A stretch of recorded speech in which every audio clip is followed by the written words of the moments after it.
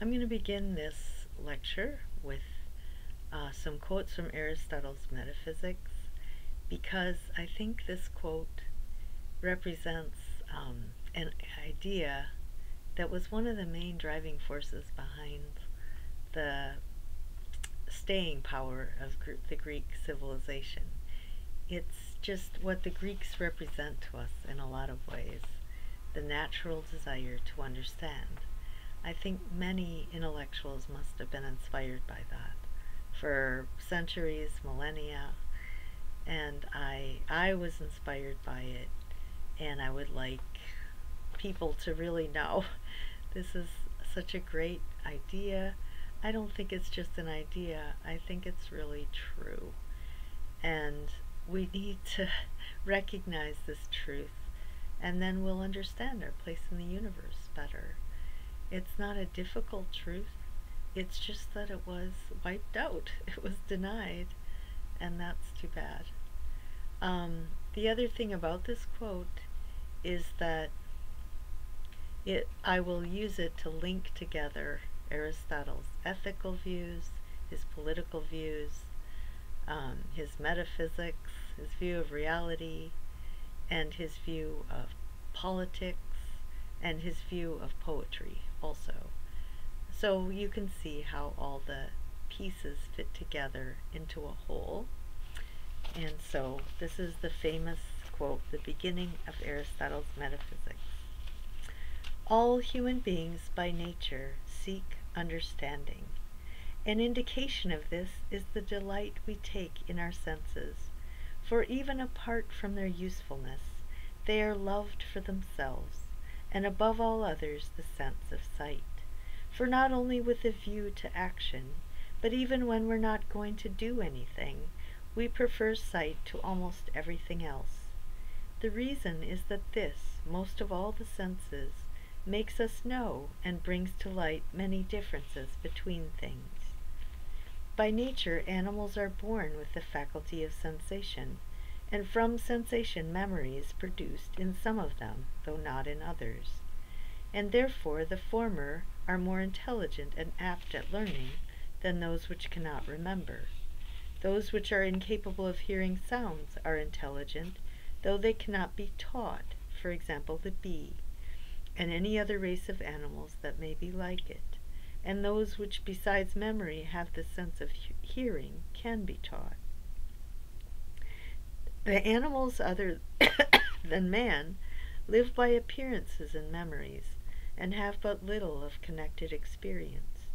But the human race lives also by art and reasonings, and from memory experience is produced in men. For many memories of the same thing produce finally the capacity for a single experience. Experience seems to be very similar to science and art, but really science and art come to men through experience. And art arises when from many notions gained by experience, one universal judgment about similar objects is produced.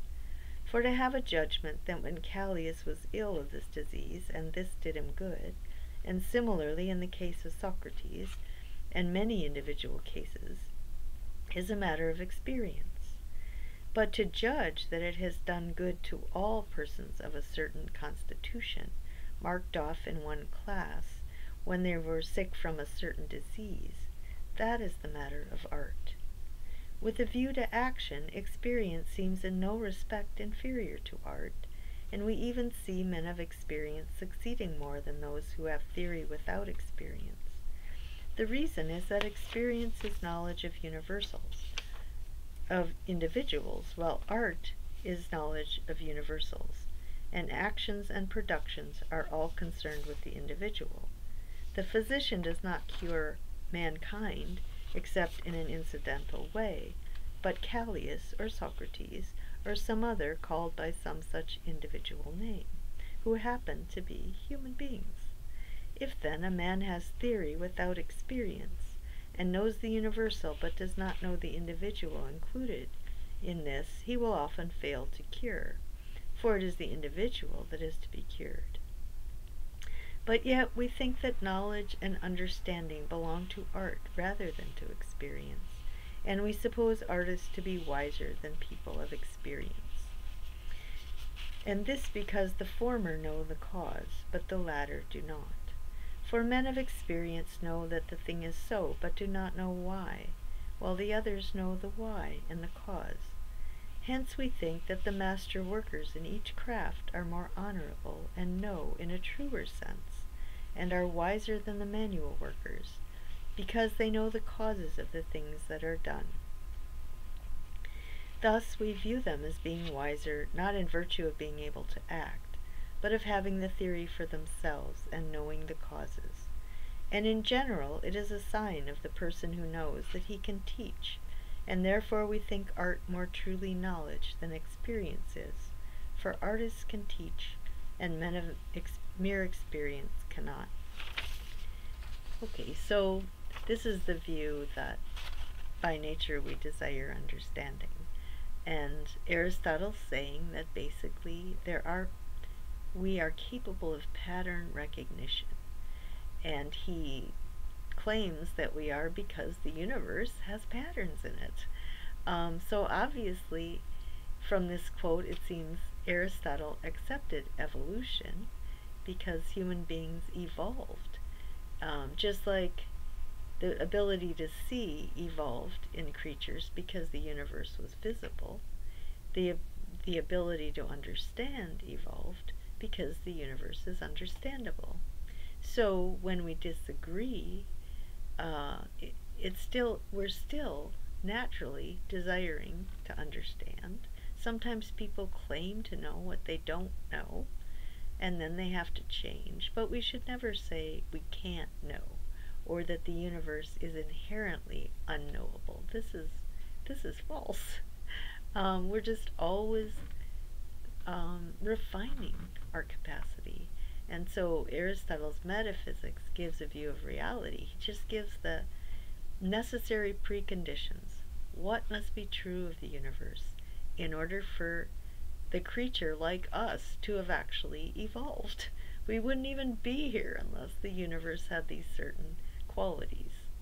And my paper is about how those principles of being lead us at this particular point in time to environmental ethics, because we can know that we're the microcosm and the macrocosm. We can know when we overstep the boundaries. We can know that we have overstepped them, and we need to develop sustainable societies. And we can't say we didn't know. We can't say, well, the universe is too unintelligible. This is completely irresponsible and false. Okay, the other quote that I wanted to use is also from Aristotle's Metaphysics book, Alpha the Less, and it tells you about the difference between knowledge as scientific knowledge and wisdom, and the problems that have arisen since then. The investigation of the truth is in one way hard, in another easy. An indication of this is found in the fact that no one's able to attain the truth adequately, while, on the other hand, no one fails entirely, but everyone says something true about the nature of things, and while individually they contribute little or nothing to the truth, by the union of all a considerable amount of truth is amassed. Therefore, since the truth seems to be like the proverbial door, which no one can fail to hit, in this way it's easy, but the fact that we can have a whole truth and not the particular part we aim at shows the difficulty of it. After the rise of modern science, science focuses on knowledge in this very narrow sense. And so in order to gain new knowledge, you have to focus in on a very, very small part of the natural universe. And then the social sciences wanted to adapt that same model, so they try to use the same research techniques, and they tend to specialize and find out tiny little truths without the whole. And Aristotle would say you can't study either nature or human nature that way, because that's not the way they are. Nature, nature is a whole with parts. The universe, the principles of being, are a whole with parts, and you should see it within that context. And second of all, human nature does not follow the same patterns as the natural world, because we have self-conscious awareness and we have the power of choice. We have the capacity to completely destroy everything, including ourselves, and to call it good. This is crazy, but you can't compare that to the natural world. It's crazy. So we evolved from the natural world, but our power of self-conscious awareness has given us the power to act outside of the very boundaries within which we emerged, and we can know that. We aren't stupid. We can understand what we're doing, and we're responsible, but we will suffer the consequences. Okay, so this paper on the first principles of being and linking them to environmental ethics has been published in the journal called Skepsis, which is published out of Greece. And it's published in a group of articles called Ecological Crisis and Paideia, the Proceedings of the 19th Annual Symposium of the Olympic Center for Philosophy and Culture in 2009. And I've been a board member of the Olympic Center, and I read this paper here. And some of the papers were chosen to be published, so it's possible to get a hold of this paper. The other thing that's important is that the Greeks like my work, which I think is a compliment, because they understand their culture, and they understand that it's holistic, and they understand that it gets used and abused by people who project other points of view onto it. They understand that in my lifetime, what was most popular was to take the principles of analytic philosophy and project them into Plato and read Plato through that filter. More recently, there are people reading it through the filter of deconstruction. I don't know, whatever happens to be trendy. I can't keep track. But it is satisfying to know that Greek scholars, as soon as I started reading my papers in Greece to Greeks, they really have all embraced it and liked it. And they didn't have to spend all that time studying Greek, and they know the culture, they understand the history, they understand the connections. So I'm happy about that. So here's my paper, Aristotle and Environmental Ethics, from basic metaphysical principles to the practical activity of reforming culture. Albert Einstein once said, "Since relativity, everything has changed except the way we think." Alfred North Whitehead was one of the first philosophers to create process philosophy, a worldview based on Einstein's new model of the universe. In his 1929 book, The Function of Reason, Whitehead distinguishes between two senses of human reason, the kind of short-range reasoning used in the sciences, and speculative reasoning, the search for an understanding of reality as a whole. Whitehead acknowledges that the great contribution of Greek philosophers in their recognition and exercise of the human capacity for speculative reasoning. Quote, "The real importance of the Greeks for the progress of the world is that they discovered the almost incredible secret that the speculative reason was itself subject to orderly method. They robbed it of its anarchic character without destroying its function of reaching beyond set bounds. That is why we now speak of the speculative reason in the place of inspiration." Unquote.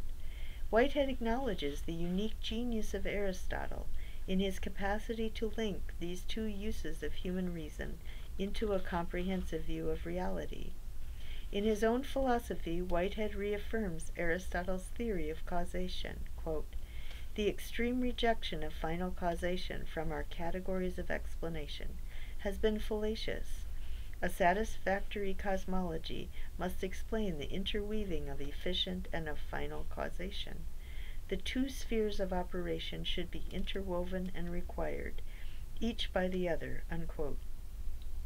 Whitehead explains the historical conditions that led to the inappropriate rejection of Aristotle and the subsequent split between speculative reason and modern scientific method. Quote, "The antagonism between science and metaphysics has been disastrous.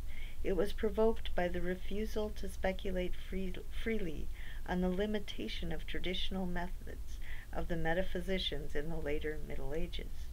The result was that the tentative methods of science seemed quite at variance with dogmatic habits of metaphysicians. The triumph of the Newtonian physics settled science upon a dogmatic foundation of materialistic ideas which lasted for 2 centuries." Unquote. Due to quantum theory, the model of the universe that physicists use today has changed, much to Einstein's dismay.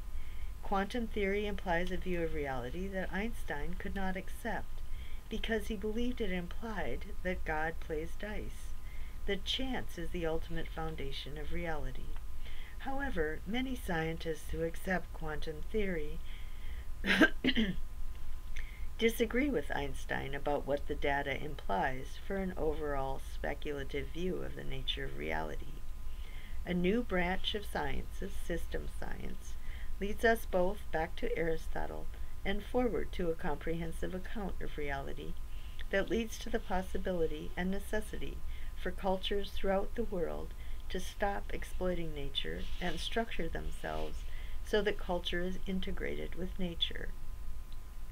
Although hundreds of books and articles could be cited, this paper will include only excerpts from Ervin Laszlo's book, The System's View of the World. Again, for those who have followed the earlier lectures, I'm quoting again from Laszlo because I want to show people that, in his view, all the parts fit the whole. In Aristotle, all the parts fit the whole. And the parts in Laszlo fit the parts in Aristotle.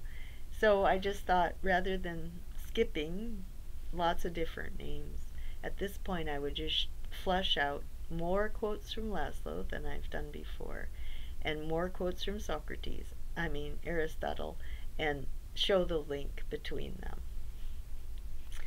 My position is that Aristotle was a systems thinker and one of the first environmental biologists. But why do we need to even mention Aristotle? After all, Aristotle's works are obscure and almost impossible to make completely consistent. Professional scholars disagree profoundly on what he's saying, and would disagree about whether his position is similar to current views. And Aristotle clearly had his own cultural biases. At the end of this paper, I will explain why we should remember the history behind the misreading of Aristotle in order to recognize and prevent the ways speculative reason can be blinded by habit and manipulated to serve irrational ends. Like Whitehead, Laszlo distinguishes between those sciences which focus on a small part of the material universe and system sciences.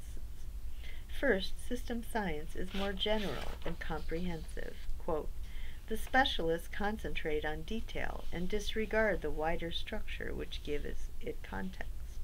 The system scientists, on the other hand, concentrate on structure on all levels of magnitude and complexity, and fit detail into its general framework. They discern relationships and situations, not atomistic facts and events. By this method they can understand a lot more about a great many more things than the rigorous specialists, although their understanding is more general and approximate." That should bring to mind the quote from Aristotle's Metaphysics. Second, the audience for Laszlo's book is an educated person who Laszlo assumes is able to discern whether he has made a rational and compelling case for his point of view, even without formal training in the sciences. Third, Laszlo tries to show that the knowledge of system sciences is leading to our need to live in harmony with nature and to stop exploiting natural resources. An understanding of the most basic principles of the universe leads to the best practical advice about human beings, how human beings should live. In his metaphysics, Aristotle distinguishes between the highest science, the knowledge of the most basic principles and causes of reality, and other types of craft or expertise that are focused on results. And I've already read a longer quote from that. At the beginning of his On the Parts of Animals, Aristotle explicitly says that the audiences for this work, and presumably for all of his works, are educated people who can recognize whether an argument is well supported or not. Quote, in every sort of study and line of inquiry, there appear to be two sorts of competence. One of these is rightly called scientific knowledge of the subject, and the other is a certain type of education. For it is characteristic of an educated person to be able to reach a judgment based on a sound estimate of when people expound their conclusion in the right or wrong way. Unquote. In the Metaphysics, Aristotle also says that those who know the most basic principles and causes are those who can give the best advice about how human beings should live. Quote, the superior science has a better claim than the subordinate science, for the wise person must give orders, not take them, and those who are less wise must follow his orders, not he theirs. So this is a couple more points. One of them is the notion of a liberally educated person. And, of course, my entire lecture series has to do with liberal education as it was understood by the Greeks. What it is, why it is, the foundations for it, and it would yield this certain kind of person who can make good judgments about all sorts of subjects. And then the last one is that this kind of knowledge is not useless. There are many people who pride themselves on an intellectual life that's useless, which I think is a real mistake. But this is not. This is the person who understands the first principles, what's farthest removed from immediate experience, is the one who should be giving advice about how we should live and how the relationship between culture and nature. When one considers the amount of information Aristotle had from which to derive his first principles and causes, it is truly amazing how closely his view of nature follows the conclusions being arrived at through the contemporary system sciences. Aristotle himself would change his position on various details of his view of the universe and nature, without abandoning his position on the underlying principles of the universe as a whole. On the one hand, Aristotle thought the heavenly bodies were eternal. However, we know now that the heavenly bodies are in motion. From a system's point of view, Aristotle's main point is still true. The natural activities of living organisms on the earth depend on the motions of the heavenly bodies, the sun and the earth in particular, but all of those whose motions affect our solar system and galaxy. The motions of the heavenly bodies are less arbitrary, more permanent and intelligible than the motions of living organisms,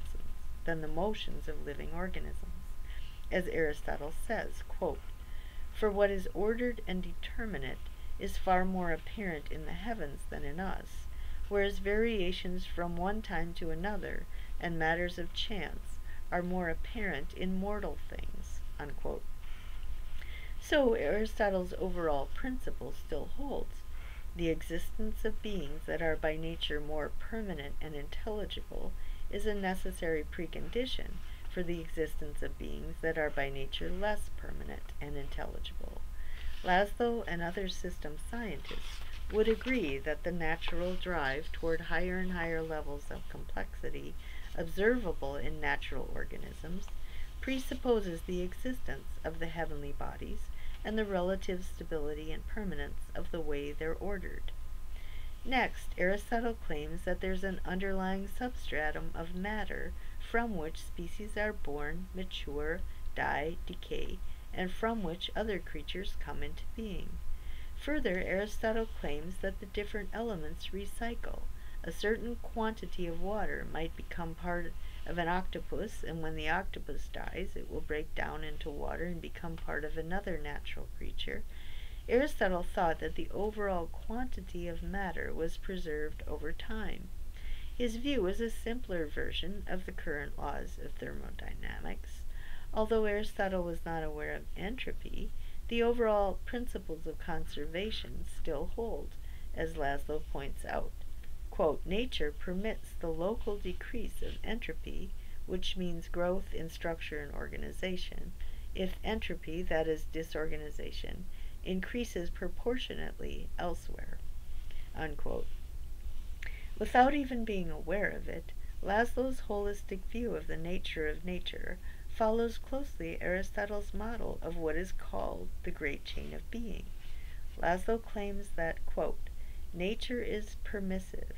Evolution could have taken different special forms, but the many forms it could have, and perhaps has, taken in the vast reaches of the cosmos cannot include forms contrary to the general trend of development. We cannot see how evolution could fail to push toward organization and integration, complexity and individuation, whatever forms it may choose for realization. Thus there is a plan, but not a pre-established one. It sets forth the guidelines and lets chance play the role of selector and alternative pathways for its realization. There is a purpose without slavery and freedom without anarchy. Evolution does go one way rather than another, and it keeps on going that way as long as it does not come into conflict with basic physical laws. Unquote. Aristotle agrees that being moves and changes from less complex forms to more complex ones. He draws an inference from this observable pattern to an underlying principle. Quote, what is prior in being is posterior in time, unquote, meaning that more complex organisms, those higher on the chain of being, come to be later on in time. On both Laszlo's and Aristotle's view, the process of evolution could exist elsewhere in the universe, but with different particular species or different kinds of beings. The process of evolution toward higher and higher levels of complexity, however, would still hold elsewhere because this pattern of development is inherent in the nature of being itself. Both Laszlo and Aristotle think that matter behaves in ways that conforms to what Laszlo calls basic physical laws, and what Aristotle calls necessary principles and causes. Aristotle describes this system as the up and down motion of the four elements.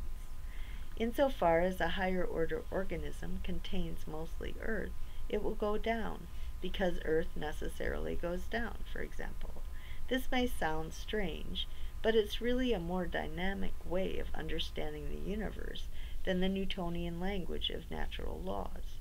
Aristotle's up and down refers to forces, energies, activities, rather than to the linguistic entity of law that corresponds to what is happening in the universe.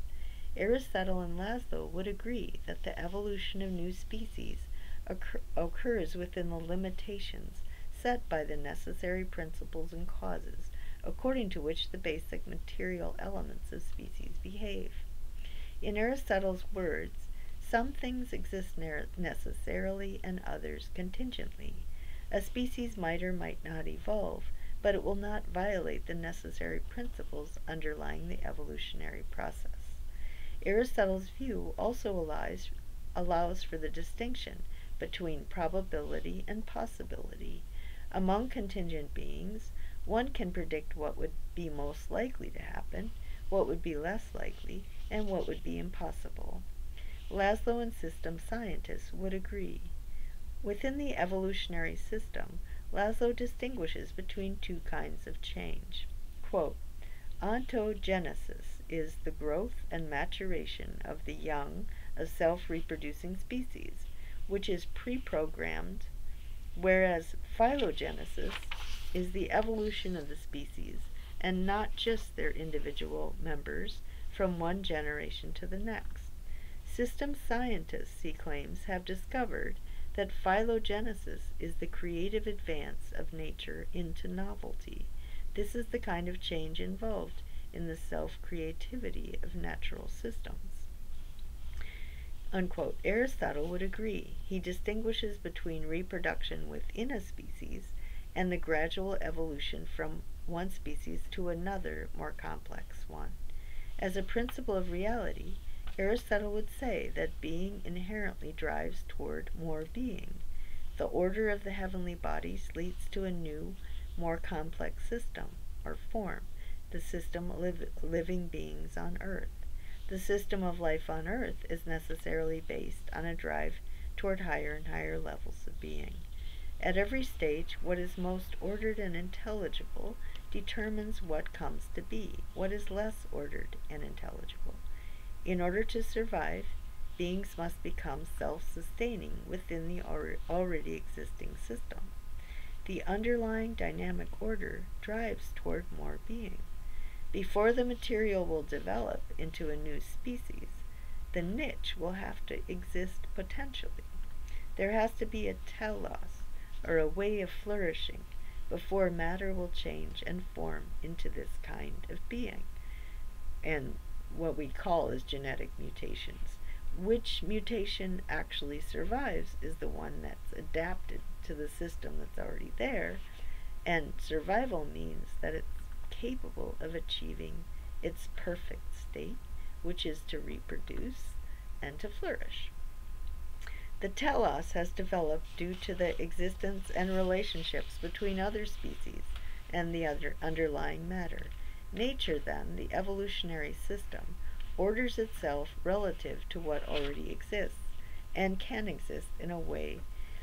only exist in a way that is inherently ordered. So the idea is, if we just use our eyeballs, it looks like a new species evolved from nothing, but it didn't. Before a species evolved, the system was already there, and a telos, a potential for a certain kind of creature to be able to flourish within this system existed before the genetic mutation happened that eventually a gene mutated and filled in that gap. Now there could obviously be many more teloi, possible ways of flourishing, but definitely there had to, that capacity, that potential had to exist before that gene actually mutated. So what it is that what's already there built into a system is what creates the potential for something new to exist, novelty or evolution. But it doesn't occur simply by accident. There's not anything can happen tomorrow, and the process is understandable. That's the main thing, and we can understand it. That's what's interesting to me. Laszlo and Aristotle would say that at the micro level, the smallest particles of matter are unstable and in continual motion. They are as close to pure energy as possible. They move the fastest and in the least predictable and intelligible ways. They even seem to us to violate basic principles of matter. But Aristotle and Laszlo would say that this does not mean the universe is at its core absurd and unintelligible. Rather, this behavior is what gives being the potential to develop in many different directions.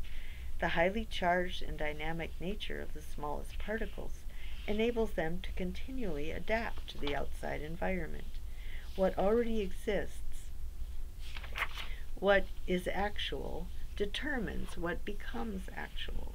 What exists actually is ordered, hence can be understood.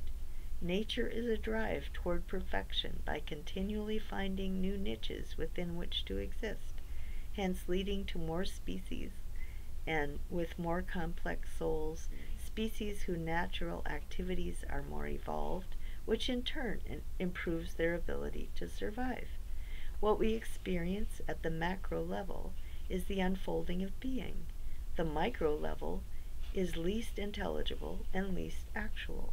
The creatures higher on the chain of being can be studied more because all aspects of their bodies and life cycles are ordered. They are more actual, for they possess more being. Aristotle would agree with Laszlo's claim, quote, complexity of structure or function is not a goal of evolution, it is a result of evolution.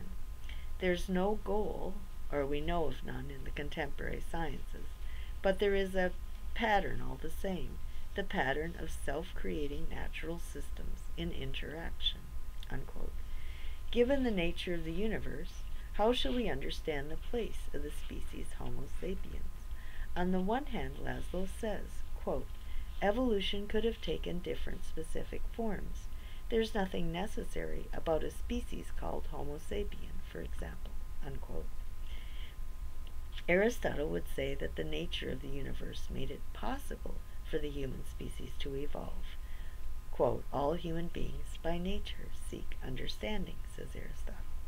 Just as the universe was visible before the physical organ of sight, the eye, evolved, so the universe was intelligible before the physical organ of intellect, the brain, evolved. This does not mean the eye or the brain had to evolve. However, it does mean that the nature of the universe made it possible for them to evolve.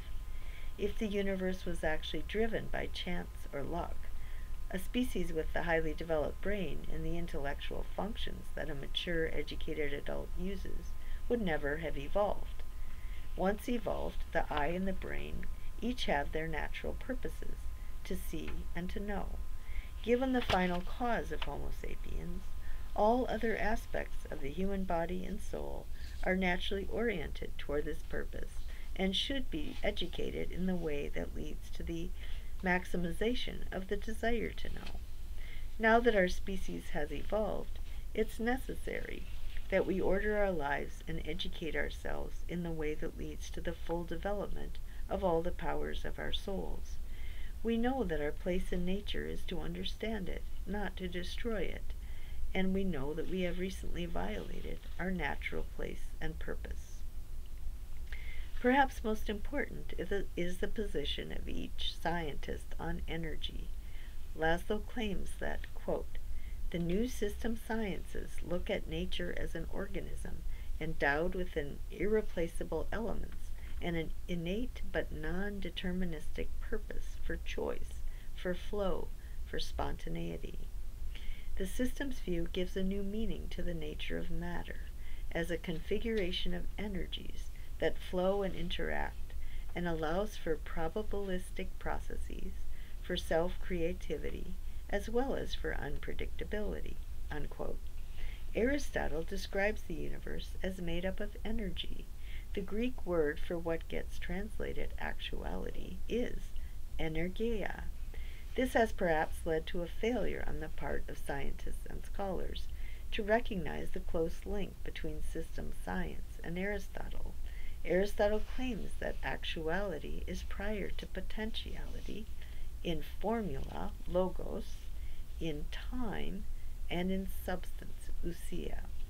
Although this principle is difficult to grasp, it's important for understanding Aristotle's view of the nature of being, hence the nature of nature, human nature, and the human capacity and destiny to understand. So I'm going to explain what this principle means. First, actuality is prior to potentiality in formula or logos. All formulae or logi or accounts are linguistic entities. A logos is the linguistic description of the existing reality it intends to describe. In the case of natural organisms, the logos is a species name. The species name is a universal, and it refers to a class of beings, not exclusively to one individual being. The fact that language is a system of universals, however, does not imply that language has to be detached from the individual particular representatives of each class. In the case of natural organisms, The species name is a linguistic expression of the essence. Aristotle's expression that gets translated essence is literally toti ein enai. The most literal meaning of this expression is the beingness of some particular being.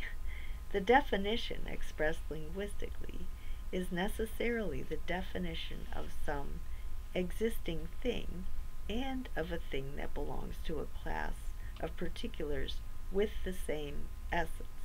The essence, which is the definition and therefore universal, contains embedded in it the demonstrative pronoun t, which grammatically points to a particular instantiation. Disembodied essences or uninstantiated universals are a contradiction. They do not exist. Aristotle does not believe that language creates being. Our natural purpose is to understand the universe because it's inherently ordered. Language, a system of speech consisting primarily of universals, is the tool through which we communicate what we understand about particulars, about nature, human nature, and culture. So, what happened after Aristotle and the Greeks is the notion of essences got detached from existence. And in Aristotle's definition, what gets translated essence is an expression where you would never separate existence from essence. You wouldn't have an essence if it didn't also have at least one instantiation, an existence. And you don't have an existence that unless it exists within the context of a species or an essence. They're never ever separated. Okay. Certainly Aristotle accepts the fact that human beings have irrational desires. They can create societies based on their irrational desires, and they can use language to express irrational emotions, irrational actions, and irrational ideas. But abuses of language and irrational choices and ways of life among human beings cannot exist or be defined without the fundamental underlying truth that human beings by nature live within the context of an order and by nature are capable of understanding the order and desire. If they're well raised, they desire to understand it. Failures to cultivate the desire to know are by nature privative. They exist only as the absence of what is by nature true. They exist as possessing less being because their failures to reach the level of complexity and reality human beings are naturally meant to develop. So language is powerful, but the natural purpose of language is for us to be able to communicate those patterns that are actually out there. And we have language because we have the kind of intellect that's able to develop language. Language is a system of universal. So because we can recognize patterns, we develop language. And so we should never use language in a way that undermines our place in the universe and our natural drive to understand it. Given Aristotle's overall view of the universe, Aristotle's claim, actuality is prior to potentiality in formula, logos, means that those beings that are more permanent and ordered, such as the heavenly bodies, exist actually and are the easiest to know. The language through which we communicate our knowledge of these beings corresponds to their ways of being more closely than language that refers to beings that change more often and are more difficult to know. But since those beings that are most long-lasting and intelligible set the limits within which evolution occurs, what exists actually is what we can define. We can understand and define the necessary underlying principles of being more easily than what is always changing. These principles also limit what comes to be. We can define the species that already exist better than the teloi that exist potentially, but that we do not yet know because matter has not moved and changed to fill these teloi. but the telloi that have not yet become material are limited by what already exists. So at every stage in the relationship between the different and intertwining systems, what we can know and formulate into a definition is also what possesses the most being and has the most influence on what new beings come to be. To be is to be ordered, knowable, and known in principle. Therefore, actuality is prior to potentiality in formula. Therefore, we ought to define, we ought to link our language to what's actually out there. When we do, we're saying what's true. We have a correspondence theory of truth. And when we don't, it's either because we didn't use our capacity well enough, or we have some other motive, and we're using language to distract people from what's actually out there. Aristotle also claims that actuality is prior to potentiality in time. Whatever comes to be does so within the context of and because of what already exists. In the case of the reproduction of natural species, each member of a species is born from a parent of that same species. Two parents, well, for the most part.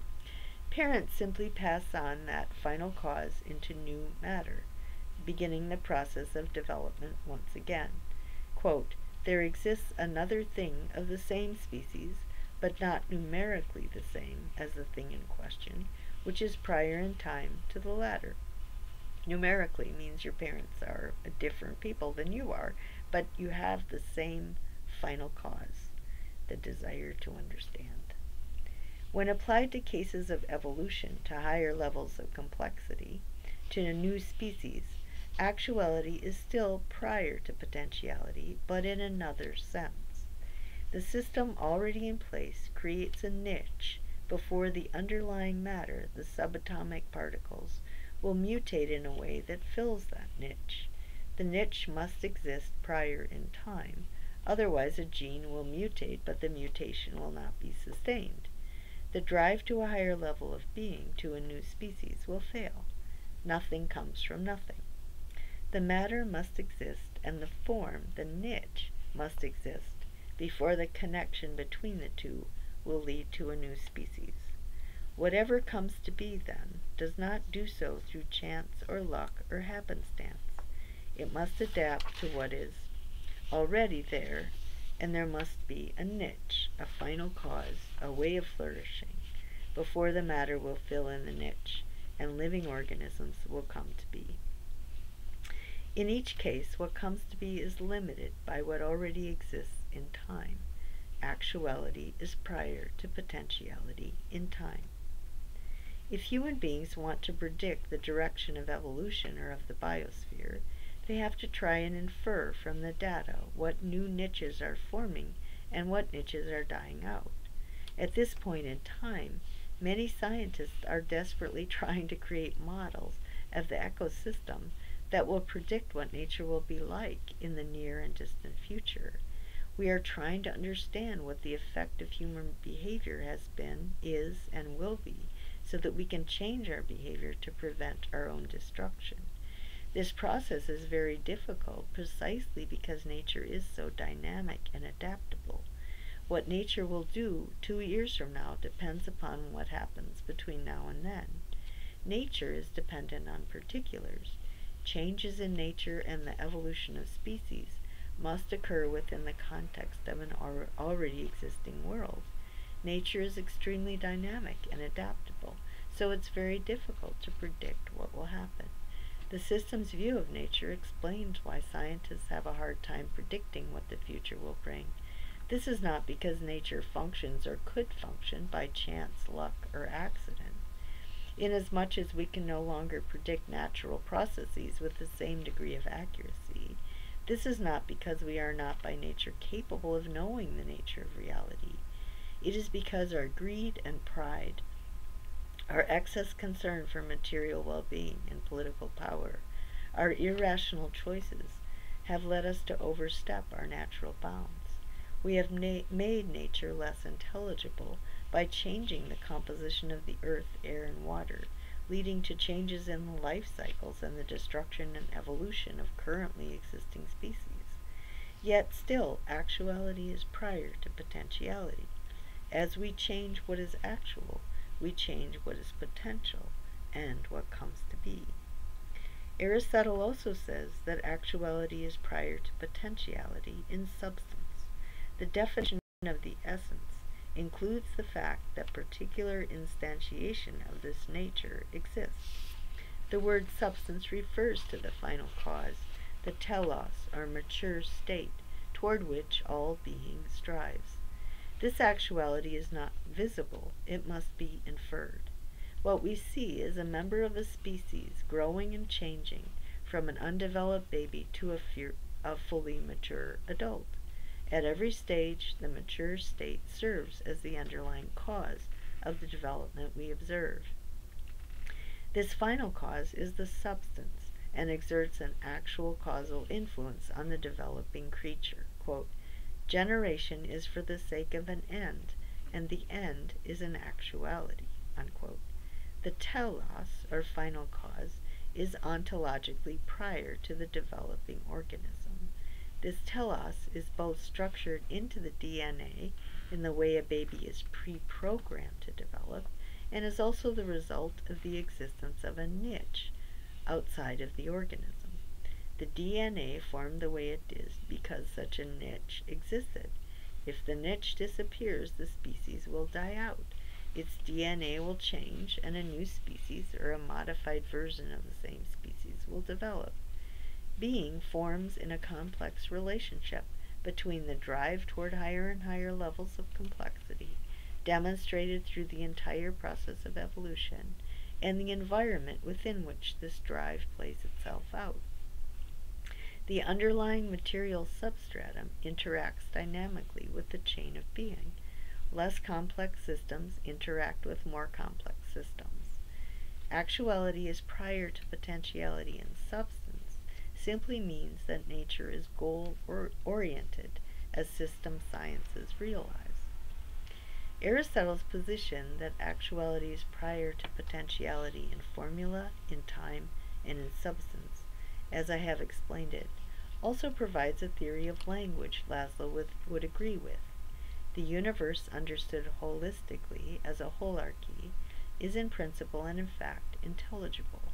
Laszlo says, quote, "The system's view of the world allows us to understand that we are one species of a system in a complex and embracing holarchy of nature, and at the same time it tells us that all systems have value and intrinsic worth." Unquote.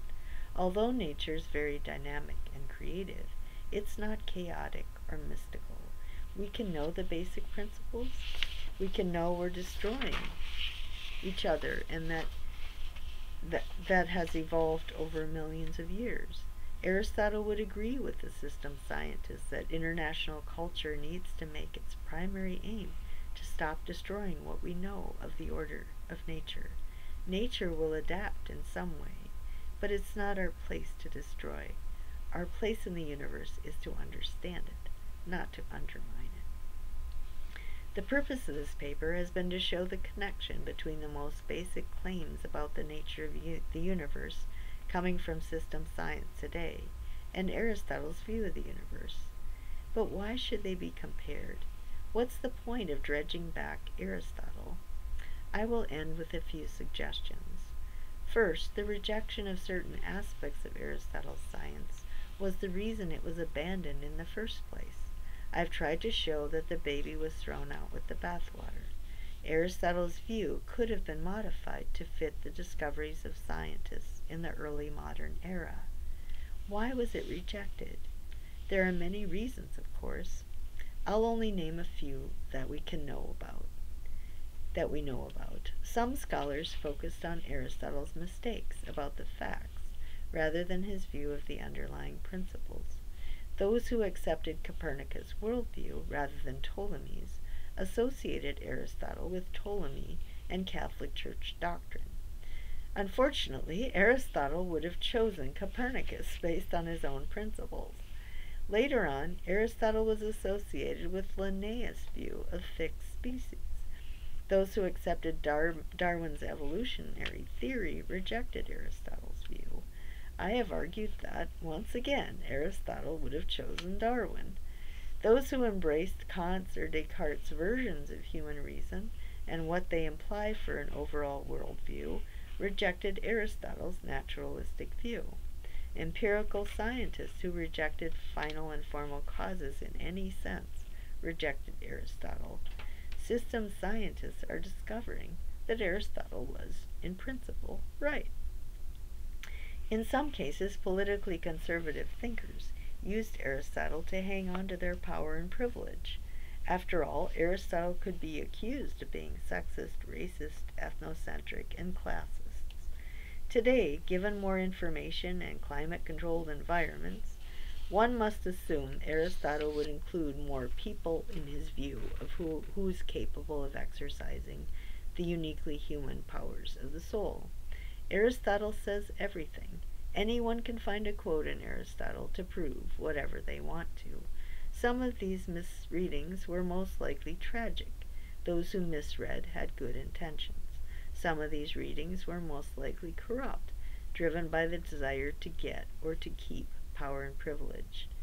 It's a great tragedy of history that Western culture has developed over many centuries in a way that promotes the unimpeded exploitation of natural resources for human ends as a great virtue. A healthy dose of Aristotle throughout the modern era could have enabled the West to use modern science to improve the quality of human life without advocating a mindless, limitless exploitation of natural resources. We could have chosen quality of life over quantity. Now we have to live with the consequences of our decisions. At the moment, we are still denying our mistakes. We are still guilty of the greatest human flaw, pride, the overstepping of our natural boundaries as human beings. So, the main point here, again, let me reiterate, is Aristotle's principle that actuality is prior to potentiality in logos, definition, in time, and in being, which means that whatever comes to be has to come to be within a context of what already exists. And so what already exists has more being than what comes into being, what exists potentially. But there had to be a potential way of flourishing, and that controls what genes get mutated and how, whether in that process of trying to survive, a species actually is able, a kind of creature is actually able not only to come into existence but reproduce, to have food enough to eat, to basically survive or adapt, which for Aristotle, our word for adaptive fitness or just means that there was a final cause there. It existed potentially. It came into being potentially based on what already exists, and then it actually came to be actually. But the potential existed first in time, and it exists in logos, which means we can define what survives in terms of a universal, because in order to survive, something has to have this pattern. It has to have a beginning, a middle, and end, and all those things that species have. They have qualities, they have powers of soul. Those are the definitions. That's the logos, so we can understand the things that come into being. So the things that come into being that survive are prior in logos, and the capacity to flourish was prior in time, and then they were prior in being. So they existed actually, not potentially. I will say Aristotle also said prior in time in one sense, but not in another sense. So the final cause existed prior in time, except not physically in the other sense of its physically coming into being. It took time. And the problem with us is that in order to learn about the universe, we have to start with our sensations. So we have to start with what we have to infer with our mind.